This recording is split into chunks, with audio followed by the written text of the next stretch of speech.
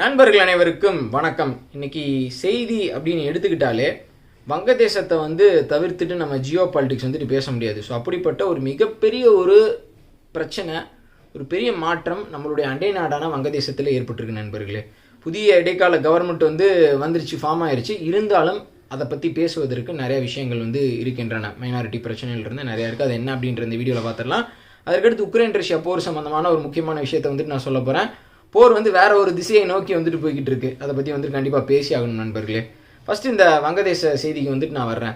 வங்கதேசத்தில் புது இடைக்கால கவர்மெண்ட் உண்டாயிருச்சு. அந்த இடைக்கால கவர்மெண்ட்டில் யார் தலைமை தாங்கிறாது அப்படின்னு பார்த்துக்கிட்டிங்கன்னா, முகமது யூனிஸ் அப்படின்ற முன்னாள் நோபல் பரிசு பெற்றவர், ஒரு பெரிய எக்கானமிஸ்ட், வங்கதேசத்தை சேர்ந்தவர். ஸோ அவர் தான் இந்த இன்ட்ரீம் கவர்மெண்ட்டில் பிரைம் மினிஸ்டராக ரோல் வகிக்க போகிறார். நேற்று பதவி ஏற்றுக்கிட்டாரு. மீதி இருக்கிறவங்களாம் பார்த்துக்கிட்டிங்கன்னா யாரும் பெரிய அரசியல்வாதிகள்லாம் கிடையாது. முன்னாள் வங்கதேசத்தினுடைய சென்ட்ரல் பேங்கினுடைய கவர்னர்ஸ், இந்த மாதிரி பெரிய பெரிய பொறுப்பில் இருந்தவங்க தான் இப்போ இந்த இன்ட்ரீம் கவர்மெண்ட்டில் முக்கியமான அங்கமாக இருக்கிறாங்க. ஸோ இவங்கெல்லாம் யார் தேர்ந்தெடுத்தா அப்படின்னு பார்த்துக்கிட்டிங்கன்னா, அந்த போராட்டம் நடத்தின மாணவர்கள், அவங்களுடைய அந்த குரூப் தான் இவங்களை ரெக்கமெண்ட் பண்ணியிருக்கிறது. ஸோ இதை கேட்டு தான் பிரசிடென்ட் இந்த இன்ட்ரீம் கவர்மெண்ட்டை கொண்டு வந்திருக்கிறாரு. உண்மையிலேயே அந்த போராட்டம் நடத்தின அந்த மாணவர்களுக்கு கிடைச்ச ஒரு பெரிய வெற்றி தான். ஆனால் இந்த இடைக்கால கவர்மெண்ட் அப்படின்றது பார்த்துக்கிட்டிங்கன்னா சில மாதத்துக்கு தான் இருக்க போது. கூடிய விரைவில் வங்கதேசத்தில் எலெக்ஷன் வரும். அந்த எலெக்ஷனில் வங்கதேசத்தில் இதற்கு முன்னாடி எதிர்கட்சியாக இருந்த பங்களாதேஷ் நேஷனல் பார்ட்டி, ஸோ அந்த கட்சி தான் ஆட்சியை கைப்பற்றும் அப்படின்ற மாதிரி சொல்கிறாங்க நண்பர்களே. இப்போது ஷேக் ஹசீனாவினுடைய பையன் சஜீத் என்ன சொல்லியிருக்கிறார் அப்படின்னா, இந்த போராட்டம் எங்களுக்கு எதிராக நடத்தப்பட்ட இந்த போராட்டத்திற்கு முக்கியமான காரணம் பாகிஸ்தானினுடைய உளவு அமைப்பான ISI தான் அப்படின்னு அவர் சொல்கிறாரு. எதிர்கட்சி இருக்காங்கல்ல BNP பார்ட்டி, அவங்க பாகிஸ்தானோட ரொம்ப க்ளோஸு. பாகிஸ்தானுக்கு இன்னொரு விஷயம் என்ன கம்ஃபர்டபுள் ஆயிடுச்சு அப்படின்னு பார்த்துக்கிட்டிங்கன்னா, அந்த பங்களாதேஷ் நேஷனல் பார்ட்டி இப்போ ஜமாத்தி இஸ்லாமி அப்படின்ற அந்த மதசார்பான அந்த ஒரு குரூப்போட கூட்டணி வச்சிருக்கிறாங்க. ஸோ பாகிஸ்தான் இன்னமும் இப்போ இருக்கக்கூடிய வங்கதேசத்தில் வரப்போகிற ரூலிங் பார்ட்டி, நான் எலெக்ஷன் நடந்ததுக்கப்புறம் வரப்போகிற ரூலிங் பார்ட்டியை சொல்கிறேன், அவங்கள பெரிய அளவுக்கு பாகிஸ்தானால் இன்ஃப்ளூயன்ஸ் பண்ண முடியும். ஏன்னா பாகிஸ்தான்லேயும் ஜமாத்தி இஸ்லாமியை இருக்கு. ஸோ ஒரு மதம் சார்ந்து போகிறப்போ பாகிஸ்தான் அதை நல்லா யூஸ் பண்ணிக்குவாங்க. ஸோ இதுதான் பங்களாதேஷில் இனிமேல் வரப்போகிற சுச்சுவேஷன். உங்களுக்கு புரிஞ்சிருக்குன்னு நான் நினைக்கிறேன்.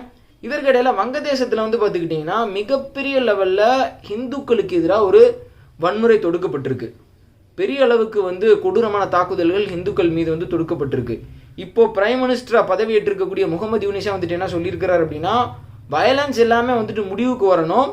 நீங்கள் ஒரு கஷ்டப்பட்டு போராட்டம் நடத்தி ஒரு பெரிய விஷயத்தை கொண்டு வந்திருக்கீங்க. அந்த வன்முறையினால் அதை பாதிக்கப்பட்டிருக்கூடாது. குறிப்பாக ஹிந்துக்களுக்கு எதிராக, மைனாரிட்டிஸ்க்கு எதிராக நடத்தப்பட்ட அந்த தாக்குதல் முடிவுக்கு வரணும். அப்படி இல்லாட்டி நான் பதவி விலகிடுவேன் அப்படின்னு சொல்லிட்டு அவர் சொல்லியிருக்கிறாரு. ராய்டர்ஸ் போன்ற முக்கியமான குளோபல் நியூஸ் ஏஜென்சிஸ் இப்போ தான் ஹிந்துக்கள் மீது நடத்தப்பட்ட அந்த தாக்குதலை செய்தியாக போடுறாங்க. இவ்வளோ பெரிய வயலன்ஸ் ஒரு வாரம் நடந்துருச்சு. ஆனால் இது வரைக்கும் அந்த நேரத்தில் அது யாருமே கவர் பண்ணல. பேசுவதற்கு குளோபல் மீடியா தவறிட்டாங்க. ஒரு எக்ஸாம்பிளுக்கு நான் சொல்கிறேன். வெஸ்ட் பெங்காலை ஒட்டி இருக்கக்கூடிய வங்கதேச கிராமங்கள், ஜல்பகுரி அப்படின்ற நம்மளோட பகுதியில் இருக்கக்கூடிய ஒரு டிஸ்ட்ரிக்ட், அதை ஒட்டி இருக்கக்கூடிய வங்கதேசத்தினுடைய கிராமங்கள் மீது பார்த்துக்கிட்டிங்கன்னா இஸ்லாமியர்கள் பயங்கரமான தாக்குதல் நிகழ்த்தியிருக்கிறாங்க. அந்த இடத்துல ஹிந்துஸோட பாப்புலேஷன் அதிகம். ஸோ அங்கே இருந்த ஹிந்துஸ் பார்த்துக்கிட்டிங்கன்னா பல நூற்றுக்கணக்கானோர் நம்மளுடைய பார்டரில் தஞ்சம் அடைஞ்சிருக்கிறாங்க. நம்மளுடைய பார்டர் செக்யூரிட்டி ஃபோர்ஸ் அவங்கள உள்ள அலோவ் பண்ணலை. திருப்பி பார்டர் கார்டு பங்களாதேஷ் அவங்கள திருப்பி கூட்டிகிட்டு போயிட்டாங்க. ஸோ அப்படி அங்கே இருக்கக்கூடிய மக்கள், இந்துக்கள் பல பகுதிகளில் திகச்சு போயிருக்கிறாங்க. இஸ்கான் டெம்பிள் மீது தாக்குதல் நிகழ்த்தப்பட்டிருக்கு. ஒரு பெரிய பங்களாதேஷி சிங்கர், அவர் ஹிந்து, அவருடைய ஒரு பழமையான ஒரு வீட்டின் மீது தாக்குதல் நிகழ்த்தப்பட்டிருக்கு. ஸோ அந்த மாதிரி பரவலாக தாக்குதல் அப்படின்றது தொடுக்கப்பட்டிருக்கு. ஆனாலும் இந்தியாவில் இருக்கக்கூடிய ஒரு சில நபர்கள் அங்கே எதுவுமே நடக்கலை, அங்கே அப்படிப்பட்ட ஒரு தாக்குதலே நிகழலை அப்படின்னு சொல்லிட்டு அதை ஜஸ்டிஃபை பண்ணுறாங்க. பங்களாதேஷினுடைய பிரைம் மினிஸ்டராக இப்போ வந்திருக்கக்கூடிய முகமது யூனிஸ் அதை ஒத்துக்கிட்டாரு. குளோபல் மீடியாவே இவ்வளோ நாள் அதை இக்னோர் பண்ணவங்க ரிப்போர்ட் பண்ண ஆரம்பிச்சிட்டாங்க. நிறைய எவிடன்சஸ் பங்களாதேஷ்ல இருந்து வந்துகிட்டு இருக்கு. ஸோ அது எல்லாத்தையுமே இந்தியாவில் இருக்கிறவங்க டினே பண்ணுறாங்க ஒரு சிலர். ஸோ எப்படிப்பட்ட ஒரு விஷயம் பாருங்க, அந்த வன்முறையை மூடி மறைக்க நினைக்கிற நபர்கள் அதை விட மோசமானவங்க, அவங்கள ஒரு பயங்கரவாதி அப்படின்னு கூட சொல்லலாம் நண்பர்களே. ஸோ இந்த நேரத்தில் நம்மளுடைய பிரைம் மினிஸ்டர் புதுசாக வந்திருக்கக்கூடிய பங்களாதேஷ் பிரைம் மினிஸ்டருக்கு வாழ்த்து தெரிவிச்சிருக்கிறார். அதே நேரத்தில் மைனாரிட்டிஸோட அந்த பாதுகாப்பை உறுதிப்படுத்துங்க அப்படின்னு அவர் சொல்லியிருக்கிறார். ஹிந்துஸோட இருப்பிடங்கள் மீது மட்டும் தாக்குதல் நிகழ்த்தப்படலை, புத்திஸ்ட், கிறிஸ்டியன்ஸ், அகமதியா, ஸோ இவங்களோட இடங்கள் மீதும் பெரிய அளவுக்கு தாக்குதல் நிகழ்த்தப்பட்டிருக்கு. சிலர் உயிரிழந்தும் போயிருக்கிறாங்க நண்பர்களே.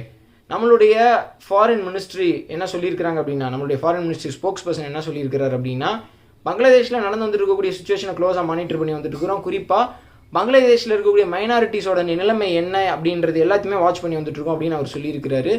இன்னொரு பக்கம் நம்மளுடைய ஃபாரின் மினிஸ்டர் ஜெய்சங்கர் அவர்கள் வந்து கண்டினியூஸாக யுனைடெட் கிங்டமோட ஒரு டச்சில் வந்துட்டு இருக்கிறாரு. யூகேவினுடைய ஃபாரின் செக்ரட்டரி வந்துட்டு நம்மளுடைய ஃபாரின் மினிஸ்டர் கிட்ட வந்துட்டு பேசியிருக்கிறாரு. என்ன விஷயம் சம்மந்தமாக அப்படின்னா, ஷேக் ஹசீனா வந்துட்டு லண்டன் போகலாம், அங்கே வந்து போயிட்டு தஞ்சம் அடைஞ்சிடலாம் அப்படின்ற ஒரு பிளானில் வந்துட்டு இருந்தாங்க. ஒரு பொலிட்டிக்கல் அசைலம் எடுத்துக்கலாம் அப்படின்ற பிளானில் வந்துட்டு இருந்தாங்க. ஆனால் யுனைடெட் கிங்டம் வந்து இன்னும் அதை ப்ராசஸ் பண்ணலை. ஏன்னா திடீர்னு நடந்த விஷயம் இது, ஷேக் ஹசீனா தப்பிச்சு வந்தது இதெல்லாம்.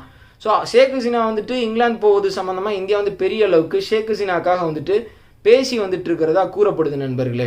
ஸோ இதற்கிடையில் நம்மளுடைய அரசாங்கம் வந்து பங்களாதேஷ்குள்ளே நடந்த அந்த பிரச்சனையில் ஃபாரின் இன்வால்மெண்ட் ஏதாவது இருக்குதா அப்படின்றதையும் தீவிரமாக ஆலோசித்து பார்த்து வந்துட்டு இருக்கிறாங்க. சத்தம் இல்லாமல் நிறையா விஷயத்த நம்மளுடைய கவர்மெண்ட் வந்து அனாலிசிஸ் பண்ணி வந்துட்டு இருக்கிறாங்க. ஸோ இதில் பாகிஸ்தான் பின்னாடி கண்டிப்பாக வந்துட்டு இருக்கிறாங்க அப்படின்றது வந்து தெள்ள தெளிவாக வந்துட்டு தெரியுது. இன்னொன்று இதற்கு பின்னாடி அமெரிக்கா இருக்கிறாங்க அப்படின்ற அந்த விஷயத்தையும் வந்துட்டு எல்லாரும் சொல்கிறாங்க. ஸோ இவங்க 2 பேருமே இருப்பதற்கான வாய்ப்பு இருக்குது. சீனா இதில் அந்தளவுக்கு இன்வால்வ் இல்லை அப்படின்னு வந்துட்டு நான் நினைக்கிறேன். ஏன் அப்படின்னா ஷேக் ஹசீனா வந்து இந்தியாவோடையும் சைனாவோடையும் ஈக்குவலாக நல்ல ரிலேஷன்ஷிப்பில் வந்துட்டு இருந்தாங்க. 2 பேரும் வந்துட்டு நம்மளுக்கு தேவை, ஏஷியாவில் இருக்கக்கூடிய 2 சூப்பர் பவர்ஸ் வந்துட்டு நம்மளுக்கு தேவை அப்படின்னு சொல்லிட்டு அந்த விஷயத்தில் அவங்க ரொம்ப கரெக்டாக தெளிவாக வந்துட்டு இருந்தாங்க. நம்மளுடைய பிரைம் மினிஸ்டரை பார்த்துட்டு வந்ததுக்கப்புறம் ஜி ஜின்பிங்கை போயிட்டு வந்துட்டு அவங்க பார்த்துட்டு வந்தாங்க. பங்களாதேஷில் சைனா வந்துட்டு நிறையா இன்வெஸ்ட் பண்ணியிருக்காங்க. அந்த இன்வெஸ்ட்மெண்ட்ஸ் எல்லாமே வந்துட்டு பார்த்துக்கிட்டிங்கன்னா ஷேக் ஹசீனா கவர்மெண்ட் பீரியடில் தான் வந்துட்டு வந்திருக்கு. ஸோ இவங்க 2 பேருக்கு இம்பார்ட்டன்ஸ் கொடுக்குறாங்க, ஆனால் நம்மளுக்கு இம்பார்ட்டன்ஸ் கொடுக்க மாட்டாங்க அப்படின்னு சொல்லிட்டு அமெரிக்காவுக்கு ஷேக் ஹசீனா மேலே செம காண்டு இருந்தது. ஆட்சி மாற்றம் வேணும் அப்படின்னு சொல்லிட்டு பெரிய அளவுக்கு வந்துட்டு அவங்க சொல்லி வந்துட்டு இருந்தாங்க. ஆனால் திருப்பியும் எலெக்ஷனில் ஷேக் ஹசீனா ஜெயிச்சு வந்தது அமெரிக்காவுக்கு பிடிக்கல.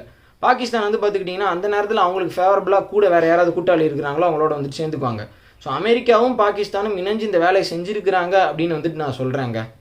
ஸோ பாகிஸ்தானுக்கு வந்து பார்த்துக்கிட்டிங்கன்னா இப்போ ஒரு பெரிய அட்வான்டேஜான ஒரு சுச்சுவேஷன். ஆல்ரெடி சொன்ன மாதிரி இந்தியாவுக்கு எதிராக செயல்படக்கூடிய ஒரு கட்சி வந்து ஆட்சிக்கு வந்துட்டு வர்றாங்க. பிஎன்பி பார்ட்டியினுடைய லீடர் கலீதா ஜியா, வங்கதேசத்தினுடைய முன்னாள் பிரைம் மினிஸ்டர், அவங்க வந்து பார்த்துக்கிட்டிங்கன்னா இந்த ப்ரொட்டஸ்ட் நடந்த உடனே இம்மீடியட்டாக வந்து ஹவுஸ் அரெஸ்ட்லேருந்து விடுவிக்கப்படுறாங்க. அவங்கள வந்து விடுவிக்கிறாங்க. ஸோ அவங்க வந்து இப்போ கண்டினியூஸாக வீடியோ கான்ஃபரன்ஸின் மூலமாக பெரிய அளவுக்கு அவங்களுடைய ஃபாலோவர்ஸ்ட்டை வந்துட்டு பேசி வந்துட்டு இருக்காங்க. ஸோ வரப்போகிற எலெக்ஷனில் அவங்க மீண்டும் ஆட்சிக்கு வந்தாங்க அப்படின்னா பாகிஸ்தானோட ரொம்ப க்ளோஸான ரிலேஷன்ஷிப்பை அவங்க மேற்கொள்வாங்க அப்படின்ற மாதிரி வந்துட்டு எதிர்பார்க்கப்படுது.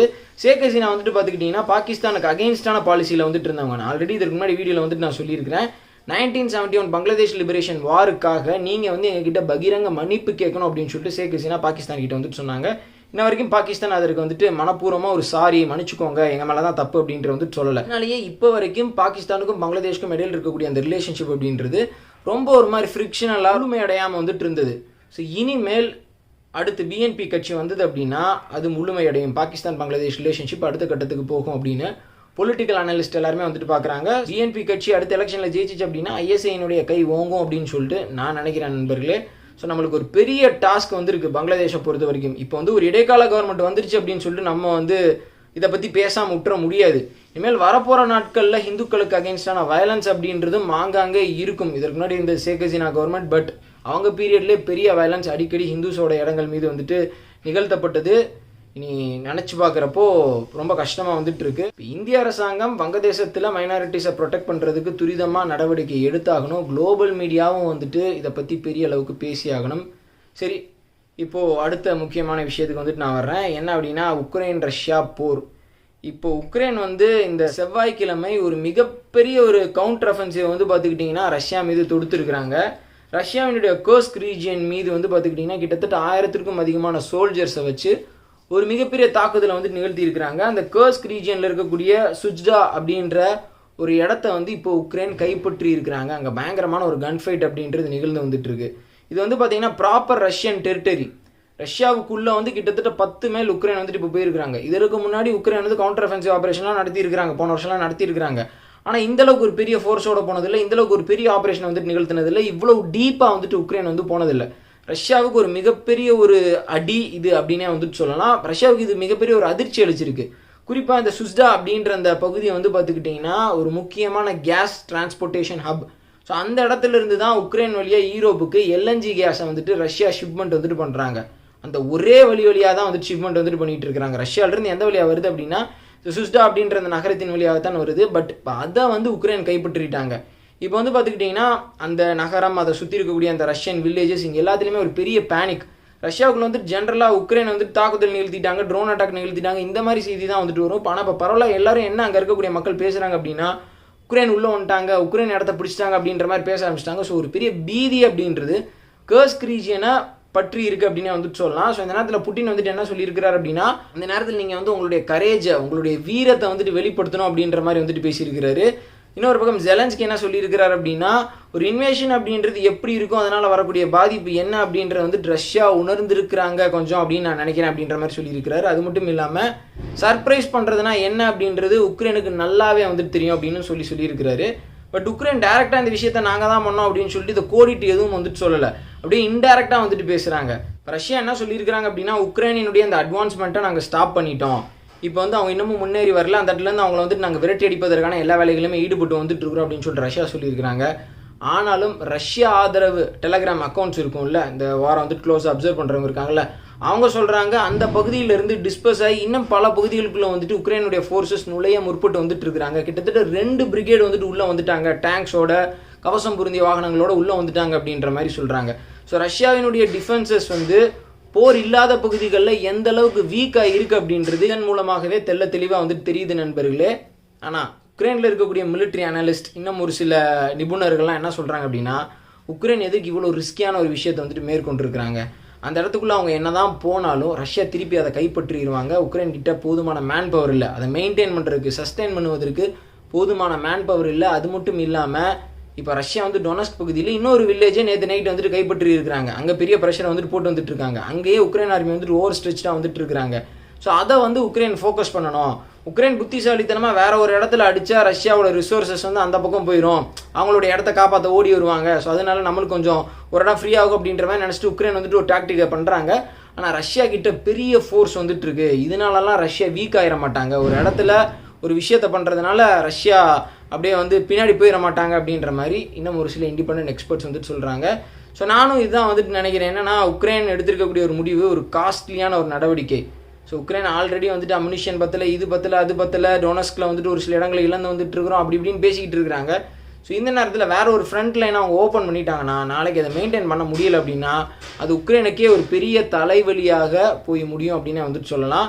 குறிப்பாக ரஷ்யா வந்து இதற்கப்புறம் வாரினுடைய இன்டென்சிட்டியை ரொம்ப தீவிரப்படுத்துவாங்க, ரொம்ப ஆக்ரோஷமாக வந்துட்டு ஏர் டு கிரவுண்ட் மிசைல்ஸ் வந்துட்டு பயன்படுத்துவாங்க, அவங்களுடைய கோபத்தை வெளிப்படுத்துவாங்க, கண்டிப்பாக சிவிலியன்ஸ் இருக்கக்கூடிய இடத்தின் மீது வந்துட்டு தாக்குதல் நிகழ்த்துவாங்க. இது எல்லாமே வந்து உக்ரைனுக்கு தான் ஒரு பெரிய பாதிப்பாக வந்துட்டு போய் முடியும்.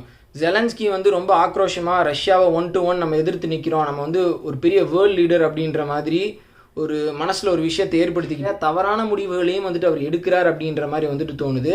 ஒரு பக்கம் மிடில் ஈஸ்ட்டில் பிரச்சனை வந்துட்டு பெரிய லெவலில் போய்கிட்டு இருக்கு அப்படின்னா, அந்த உக்ரைன் ரஷ்யா போர் வந்துட்டு 2 வருஷத்துக்கு மேலே ரொம்ப தீவிரமாக வந்துட்டு நடந்து வந்துட்டு இருக்கு. கூடிய சீக்கிரம் இந்த போர் அப்படின்றது முடியலை அப்படின்னா இது நியூக்ளியர் வாரை நோக்கி போகும் அப்படின்றதுல எந்த விதமான சந்தேகமும் வந்துட்டு இல்லை. ரஷ்யா டாக்டிக்கல் நியூக்ளியர் வெப்பன்ஸை கண்டிப்பாக வந்துட்டு யூஸ் பண்ணுவாங்க, அதாவது ஃபீல்ட் லெவலில் கிரெனேட்ஸின் மூலமாக அந்த மாதிரி நியூக்ளியர் வெப்பன்ஸை வந்துட்டு நான் சொல்கிறேன். ஸோ அது வந்து இந்த பிரச்சனையை வேற ஒரு கட்டத்துக்கு வந்துட்டு கொண்டு போகும் நண்பர்களே. இதோட இந்த வீடியோ வந்துட்டு நான் முடிச்சுக்கிறேன் நண்பர்களே. 2 முக்கியமான விஷயம் வந்துட்டு பார்த்தோம், ஒன்று பங்களாதேஷ் சம்மந்தமாக, இன்னொன்று உக்ரைன் ரஷ்யா போர் சம்மந்தமான விஷயம் வந்துட்டு பார்த்தோம். வீடியோ பார்த்தமைக்கு ரொம்ப நன்றி. மறக்காம இந்த வீடியோ உங்களுடைய நண்பர்களுக்கு ஷேர் பண்ணுங்கள். நாளைக்கு வேற ஒரு வீடியோவில் நான் உங்களை சந்திக்கிறேன். அது வரைக்கும் சேனலோட இணைஞ்சிருங்க. ஜெய்ஹிந்த்.